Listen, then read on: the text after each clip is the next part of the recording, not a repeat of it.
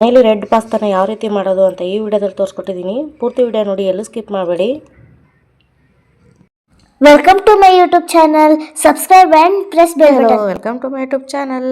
Friends, ಈ ವಿಡಿಯೋದಲ್ಲಿ ಇವತ್ತು ರೆಡ್ ಪಾಸ್ತಾನ ಹೇಗೆ ಮನೆಯಲ್ಲೇ ಮಾಡೋದು ಅಂತ ತೋರಿಸ್ಕೊಡ್ತಾ ಇದ್ದೀನಿ. ಮೊದಲನೇದಾಗಿ ನೋಡಿ, ನಾನು ಒಂದು 1/4 kg ಆಗೋಷ್ಟು ಈ ಥರ ಪಾಸ್ತಾ ತೊಗೊಂಡಿದ್ದೀನಿ. ನೀವು ಯಾವುದಾದ್ರೂ ತೊಗೋಬೋದು ಪಾಸ್ತಾನ. ಇದೇ ಥರ ಬೇರೆ ಬೇರೆ ಸ್ಟೈಲಲ್ಲೂ ಬರುತ್ತೆ ಪಾಸ್ತಾಗಳು. ನಾನು ಈ ಥರ ಉದ್ದುದ್ದಕ್ಕಿರೋದನ್ನ ತೊಗೊಂಡಿದ್ದೀನಿ, ಆಯಿತಾ. ಇವಾಗ ಮೊದಲನೇದಾಗಿ ನಾನಿಲ್ಲಿ ಒಂದು ಪಾತ್ರೆಯಲ್ಲಿ ನೀರನ್ನ ಹಾಕ್ಕೊಂಡು ಸ್ವಲ್ಪ ಬಿಸಿ ಮಾಡೋಕ್ಕೆ ಅಂತ ಇಟ್ಟಿದ್ದೆ. ಇವಾಗ ಬಿಸಿ ಆಗಿದ ಮೇಲೆ ನಾನಿಲ್ಲಿ ಪಾಸ್ತಾನ ಇದಕ್ಕೆ ಹಾಕ್ಕೊತಾ ಇದ್ದೀನಿ. ಇವಾಗ ಈ ಪಾಸ್ತಾಕ್ಕೆ ಒಂದು ಸ್ವಲ್ಪ ಎಣ್ಣೆ ಹಾಕ್ಕೊತಾ ಇದ್ದೀನಿ ನೋಡಿ. ಎಣ್ಣೆ ಹಾಕಿ ಒಂದು ಸ್ವಲ್ಪ ಇದಕ್ಕೆ ಉಪ್ಪನ್ನ ಹಾಕ್ತಾಯಿದ್ದೀನಿ. ಯಾಕಂದರೆ ಉಪ್ಪನ್ನ ಹಾಕಿ ಬೇಯಿಸಿದಾಗ ಅದು ಸ್ವಲ್ಪ ತಿನ್ನೋಕ್ಕೆ ರುಚಿ ಚೆನ್ನಾಗಿರುತ್ತೆ. ಎಣ್ಣೆ ಯಾಕೆ ಹಾಕಬೇಕು ಅಂದರೆ ಇದು ಬೇಯುವಾಗ ಅಂಟ್ಕೊಳ್ಳೋ ಚಾನ್ಸಸ್ ಇರುತ್ತೆ. ಅಂಟ್ಕೋಬಾರ್ದು ಅನ್ನೋ ಕಾರಣಕ್ಕೆ ನಾನಿಲ್ಲಿ ಎಣ್ಣೆ ಹಾಕ್ಬಿಟ್ಟು ಬೇಯಿಸ್ಕೊಂಡಿದ್ದೀನಿ. ಇವಾಗ ನೋಡಿ, ಪಾಸ್ತಾ ಇಲ್ಲಿ ಒಂದು 1/4 ಭಾಗ ಬೆಂದಿದೆ. ಇಷ್ಟು ಬೆಂದರೆ ಸಾಕಾಗುತ್ತೆ ನೋಡಿ. ನಾನು ಪಾಸ್ತಾನ ಇಷ್ಟು ಬೇಯಿಸ್ಕೊಂಡಿದ್ದೀನಿ, ಸಾಕು ಇಷ್ಟು. ಇವಾಗ ನಾನು ಇದನ್ನು ಒಂದು ಜಾಲರಿಗೆ ಸೋಸ್ಕೋಬೇಕು. ಇದನ್ನು ನೋಡಿ, ಈ ಥರ ಒಂದು ಜಾಲರಿಗೆ ಸೋಸ್ಕೋಬೇಕು ನೋಡಿ. ನಾನು ಇದನ್ನು ಸೋಸ್ಕೊಂಡಿದ್ದೀನಿ. ಸೋಸ್ಕೊಂಡ ತಕ್ಷಣವೇ ಇದಕ್ಕೆ ತಣ್ಣೀರು ಹಾಕಬೇಕು, ಇಲ್ಲಾಂದರೆ ಅಂಟ್ಕೊಳ್ಳೋಂಥ ಚಾನ್ಸಸ್ ಇರುತ್ತೆ. ನಾನಿಲ್ಲಿ ಒಂದು ತಪ್ಪು ಏನು ಮಾಡಿದೆ ಅಂದರೆ, ತಣ್ಣೀರು ಹಾಕಿದ ತಕ್ಷಣ ಅದನ್ನ ಮೇಲೆ ಕೆಳಗೆ ಮಾಡಿದ್ನಲ್ವ, ಆವಾಗ ಅದು ಸ್ವಲ್ಪ ಕಟ್ಟಾಗೋಯ್ತು. ಈ ಥರ ಮಾಡಬೇಡಿ. ತಣ್ಣೀರು ಹಾಕಿಬಿಟ್ಟು ಹಂಗೆ ಬಿಟ್ಬಿಡಿ, ಆವಾಗ ಚೆನ್ನಾಗಿರುತ್ತೆ. ಆಮೇಲೆ ಜಾಸ್ತಿ ಬೇಯಿಸೋಕೆ ಹೋಗಬೇಡಿ, ಒಂದು ಸ್ವಲ್ಪ 1/4 ಭಾಗ ಬೇಯಿಸ್ಕೊಂಡ್ರೆ ಸಾಕು. ಇವಾಗ ನೆಕ್ಸ್ಟ್ ನೋಡಿ, ನಾನಿಲ್ಲಿ ರೆಡ್ ಪಾಸ್ತಾ ಮಾಡೋಕ್ಕೆ ನಾನಿಲ್ಲಿ ಸಾಸ್ನ ರೆಡಿ ಮಾಡ್ಕೊತಾ ಇದ್ದೀನಿ. ಇವಾಗ ನೋಡಿ, ನೆಕ್ಸ್ಟ್ ನಾನು ಒಲೆ ಮೇಲೆ ಒಂದು ಬಾಣಲೆನ ಇಟ್ಕೊಂಡಿದ್ದೀನಿ. ಆ ಬಾಣಲೆಗೆ ಒಂದು ಸ್ವಲ್ಪ ಎಣ್ಣೆ ಹಾಕ್ಕೊಂಡಿದ್ದೀನಿ. ಎಣ್ಣೆ ಹಾಕ್ಕೊಂಡು ಇಲ್ಲಿ ಒಂದು 2 ಟೊಮಟನ ನಾನು ಸಣ್ಣದಾಗಿ ಈ ಥರ ಕಟ್ ಮಾಡಿ ಹೆಚ್ಚಿ ಹಾಕ್ಕೊಂಡಿದ್ದೀನಿ, ಆಯಿತಾ. ಇದನ್ನು ಒಂದು ಸ್ವಲ್ಪ ಮೆತ್ತಗಾಗೋವರೆಗೂ ಫ್ರೈ ಮಾಡ್ಕೋಬೇಕಾಗತ್ತೆ. ಇದ್ರ ಜೊತೆಗೆ ನಾನಿಲ್ಲಿ 1 ಗಡ್ಡೆ ಬೆಳ್ಳುಳ್ಳಿನ ಸಿಪ್ಪೆ ಬಿಡಿಸಿ ಹಾಕ್ಕೊಂಡಿದ್ದೀನಿ.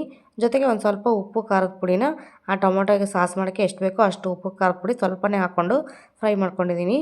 ಫ್ರೈ ಮಾಡ್ಕೊಂಡಾದ್ಮೇಲೆ ಇದನ್ನು ಮಿಕ್ಸಿ ಜಾರಿಗೆ ಹಾಕ್ಕೊಂಡು ರುಬ್ಕೊಂಬರೋಕ್ಕೆ ಇಟ್ಟಿದ್ದೀನಿ. ಇವಾಗ ನಾನು ಈಗ ಫ್ರೈ ಮಾಡಿದಂಥ ಟೊಮೊಟೊ ಫ್ರೈ ಮಾಡಿದ್ವಲ್ಲ, ಅದೇ ಬಾಣಲೆಗೆ ನಾನಿಲ್ಲಿ ಒಂದು ಸ್ವಲ್ಪ ಎಣ್ಣೆನೂ ಹಾಕ್ಕೊಂಡು ಆಮೇಲೆ ಅಮೂಲ್ ಬಟರ್ನ ನಾನು ಯೂಸ್ ಮಾಡ್ತಾಯಿದ್ದೀನಿ. ಅಮೂಲ್ ಬಟರ್ನ ಹಾಕ್ಕೊಂಡು ನೆಕ್ಸ್ಟ್ ನಾನಿಲ್ಲಿ ಅದೆಲ್ಲ ಸ್ವಲ್ಪ ಕರಗಿ ಒಂದು ಸ್ವಲ್ಪ ಇದಾದಮೇಲೆ ನಾನಿಲ್ಲಿ ಫಸ್ಟು ಶುಂಠಿ ಮತ್ತು ಬೆಳ್ಳುಳ್ಳಿ ಮತ್ತು ಹಸಿಮೆಣ್ಸಿನ್ಕಾಯಿನ ಸಣ್ಣದಾಗಿ ಕಟ್ ಮಾಡಿರೋವಂಥದ್ದನ್ನ ಹಾಕ್ಕೊಂಡಿದ್ದೀನಿ. ನೆಕ್ಸ್ಟ್ ನಾನಿಲ್ಲಿ ಸಣ್ಣದಾಗಿ ಕಟ್ ಮಾಡಿರೋವಂಥ 1 ಈರುಳ್ಳಿನ ಹಾಕ್ಕೊಂಡು ಒಂದು ಸ್ವಲ್ಪ ಉಪ್ಪನ್ನ ಹಾಕ್ಕೊಂಡು ಫ್ರೈ ಮಾಡ್ಕೊತಾ ಇದ್ದೀನಿ. ಈರುಳ್ಳಿ ಹಾಕಿದ ತಕ್ಷಣ ಯಾಕೆ ನಾನು ಉಪ್ಪು ಹಾಕ್ತೀನಿ ಅಂದರೆ, ನನ್ನ ಪ್ರತಿಯೊಂದು ಅಡುಗೆ ವೀಡಿಯೋಲಿ ನೋಡಿರ್ಬೋದು ನೀವು. ವೀಡಿಯೋದಲ್ಲಿ ನಾನು ಈರುಳ್ಳಿ ಹಾಕಿದ ತಕ್ಷಣ ಒಂದು ಸ್ವಲ್ಪ ಉಪ್ಪು ಹಾಕಿನ ಬೇಯಿಸ್ಕೊತೀನಿ.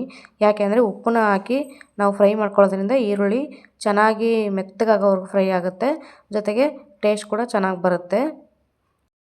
ಇವಾಗ ನೆಕ್ಸ್ಟ್ ನಾನಿಲ್ಲಿ ಟೊಮೊಟೊನ ಬೇಯಿಸ್ಕೊಂಡು ರುಬ್ಕೊಂಬಂದಿದ್ವಲ್ಲ, ಆ ಪೇಸ್ಟ್ನ ಹಾಕ್ಕೊತಾ ಇದ್ದೀನಿ. ಆ ಪೇಸ್ಟ್ನ ಹಾಕ್ಕೊಂಡು ಚೆನ್ನಾಗಿ ಫ್ರೈ ಮಾಡ್ಕೋಬೇಕಾಗತ್ತೆ.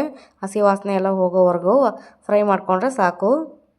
ಇವಾಗ ನೆಕ್ಸ್ಟ್ ನಾನಿಲ್ಲಿ ಒಂದು ಸ್ವಲ್ಪನೇ ಚಿಲ್ಲಿ ಸಾಸ್ನ ಹಾಕ್ಕೊಂಡಿದ್ದೀನಿ. ಚಿಲ್ಲಿ ಸಾಸ್ನ ಹಾಕ್ಕೊಂಡು ಜೊತೆಗೆ ಸ್ವಲ್ಪ ಸೋಯಾ ಸಾಸ್ನ ಆ್ಯಡ್ ಮಾಡ್ಕೊಂಡಿದ್ದೀನಿ.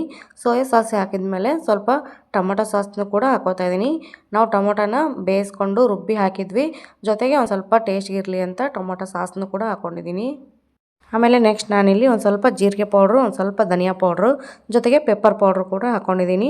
ಇದು ಮೂರನ್ನು ಹಾಕ್ಕೊಂಡು ಚೆನ್ನಾಗಿ ಮಿಕ್ಸ್ ಮಾಡ್ಕೊಂಡಾದ್ಮೇಲೆ ನಾನಿಲ್ಲಿ ಒಂದು ಬೌಲ್ನಲ್ಲಿ ಒಂದು ಸ್ವಲ್ಪನೇ ಕಾರ್ನ್ಫ್ಲೋರ್ ತೊಗೊಂಡಿದ್ದೆ. ಕಾರ್ನ್ಫ್ಲೋರ್ ತೊಗೊಂಡು ಅದಕ್ಕೆ ಒಂದು ಸ್ವಲ್ಪ ತಣ್ಣೀರನ್ನೇ ಹಾಕ್ಕೊಂಡು ಚೆನ್ನಾಗಿ ಮಿಕ್ಸ್ ಮಾಡಿಕೊಂಡೆ. ಗಂಟು ಇಲ್ಲದೆ ಇರೋ ಥರ ಮಿಕ್ಸ್ ಮಾಡಿಕೊಂಡು ಇವಾಗ ಇದಕ್ಕೆ ಹಾಕಿ ಚೆನ್ನಾಗಿ ಕಲಿಸ್ಕೊಂಡಿದ್ದೀನಿ. ಹಾಗೆಯೇ ನಾನಿಲ್ಲಿ ಮಿಕ್ಸಿ ಜಾರಲ್ಲಿ ರುಬ್ಬಿರೋವಂಥದಕ್ಕೆ ಒಂದು ಸ್ವಲ್ಪ ನೀರು ಹಾಕ್ಕೊಂಡು ಅದನ್ನೇ ಕಲಿಸ್ಕೊಂಡು ಹಾಕ್ಕೊತಾ ಇದ್ದೀನಿ ನೋಡಿ. ಇಲ್ಲಿ ಇಷ್ಟು ಕ್ವಾಂಟಿಟಿಲಿ ಇಷ್ಟು ಇದರಲ್ಲಿ ಮಾಡಿಕೊಂಡ್ರೆ ಸಾಕಾಗುತ್ತೆ. ಇವಾಗ ನಾನು ಪಾಸ್ತಾ ಹಾಕ್ಕೊತಾ ಇದ್ದೀನಿ ನೋಡಿ. ಪಾಸ್ತಾ ಹಾಕ್ತಾ ಇರೋವಾಗ ನೀವು ನೋಡಿದ್ರೆ ಗೊತ್ತಾಗುತ್ತೆ, ಅಂಟ್ಕೊತಾ ಇದೆ, ಆಮೇಲೆ ಕಟ್ಟಾಗಿದೆ ಆಗಲೇ. ಯಾಕಂದರೆ ನಾನು ಸ್ವಲ್ಪ ನನ್ನ ಮಗ ಹಠ ಮಾಡ್ತಾಯಿದ್ದ, ಬೇಗ ತಣ್ಣೀರು ಹಾಕೋದು ಮರ್ತುಬಿಟ್ಟೆ ನೋಡಿ. ಕಲಿಸ್ಬೇಕಾದ್ರೆ ಹೆಂಗಾಗಿದೆ ಅಂತ ಫುಲ್ ಎಲ್ಲ ಪುಡಿ ಪುಡಿ ಆಗೋ ಥರ ಆಗಿಬಿಟ್ಟಿದೆ. ಈ ಥರ ತಪ್ಪನ್ನ ಮಾಡಬೇಡಿ. ಅದನ್ನು ನೀವು ಸೋಸಿದ ತಕ್ಷಣವೇ ತಣ್ಣೀರು ಹಾಕಿಬಿಡಿ, ಆಮೇಲೆ ಮೇಲೆ ಕೆಳಗೆ ಮಾಡೋಕ್ಕೆ ಹೋಗ್ಬಿಡಿ, ಹಂಗೆ ಇಟ್ಬಿಡಿ, ಆಯಿತಾ. ಇಲ್ಲಾಂದರೆ ಒಂದು ತಟ್ಟೆಗೆ ಹರಡ್ಕೊಳ್ಳಿ ಸೋಸಿ ಆದಮೇಲೆ. ಇವಾಗ ನೆಕ್ಸ್ಟ್ ನಾನು ಪಾಸ್ತಾ ಎಲ್ಲ ರೆಡಿ ಆದಮೇಲೆ ಇದಕ್ಕೆ ಸ್ವಲ್ಪ ಆರೆಗಾನೋ ಹಾಕ್ಕೊತಾ ಇದ್ದೀನಿ. ಆಮೇಲೆ ರೆಡ್ ಚಿಲ್ಲಿ ಫ್ಲೇಕ್ಸ್ ಹಾಕ್ಕೊಂಡಿದ್ದೀನಿ. ಮೇಲ್ಗಡೆ ಚೀಸ್ನ ಹಾಕ್ಕೊಂಡಿದ್ದೀನಿ. ನಿಮಗೆ ಚೀಸ್ ಬೇಕು ಅಂದರೆ ಹಾಕ್ಕೋಬೋದು, ಬೇಡ ಅಂದರೆ ಸ್ಕಿಪ್ ಮಾಡ್ಕೋಬೋದು. ಹಾಕ್ಕೊಂಡ್ರೆ ತಿನ್ನೋಕ್ಕೆ ಟೇಸ್ಟ್ ಮಾತ್ರ ಸಖತ್ತಾಗಿರುತ್ತೆ. ಇವಾಗ ನೋಡಿ, ರೆಡ್ ಪಾಸ್ತಾ ರೆಡಿಯಾಗಿದೆ. ಚೀಸಿ ರೆಡ್ ಪಾಸ್ತಾ ರೆಡಿಯಾಗಿದೆ. ಬನ್ನಿ ಎಲ್ಲ ಟೇಸ್ಟ್ ಮಾಡೋಣ. ಈ ವಿಡಿಯೋ ಇಷ್ಟ ಆಗಿದರೆ ಪ್ಲೀಸ್ ಒಂದು ಲೈಕ್ ಮಾಡಿ, ಶೇರ್ ಮಾಡಿ, ಕಮೆಂಟ್ ಮಾಡಿ. ಹಾಗೆ ಹೊಸೊಬ್ಬರು ವಿಡಿಯೋ ನೋಡ್ತಾ ಇದ್ದರೆ ಸಬ್ಸ್ಕ್ರೈಬ್ ಮಾಡಿಕೊಂಡು ಪಕ್ಕದಲ್ಲಿರೋ ಬೆಲ್ಲೈಕನ್ನ ಪ್ರೆಸ್ ಮಾಡಿ, ಆಲ್ ಬಟನ್ನ ಪ್ರೆಸ್ ಮಾಡಿ. ಆವಾಗ ನಾನು ಹಾಕೋ ವೀಡಿಯೋಸು ನಿಮಗೆ ಮೊದಲು ಬರುತ್ತೆ ಅಂತ ಹೇಳ್ತಾ, ಹಾಗೆ ಹಳಬ್ರು ಯಾರಾದರೂ ವಿಡಿಯೋ ನೋಡ್ತಾ ಇದ್ದರೆ ಇಷ್ಟ ಆಗಿದ್ದರೆ ಪ್ಲೀಸ್ ಒಂದು ಲೈಕ್ ಮಾಡೋದನ್ನ ಮರಿಬೇಡಿ. ಹಾಗೆ ಸಪೋರ್ಟ್ ಮಾಡ್ತಾಯಿರಿ ಹೀಗೇನೆ ಅಂತ ಹೇಳ್ತಾ ಮತ್ತೊಂದು ಒಳ್ಳೆ ವಿಡಿಯೋದ ಜೊತೆಗೆ ಸಿಗ್ತೀನಿ. ಇವಾಗ ಹೋಗಿ ಬರ್ತೀನಿ.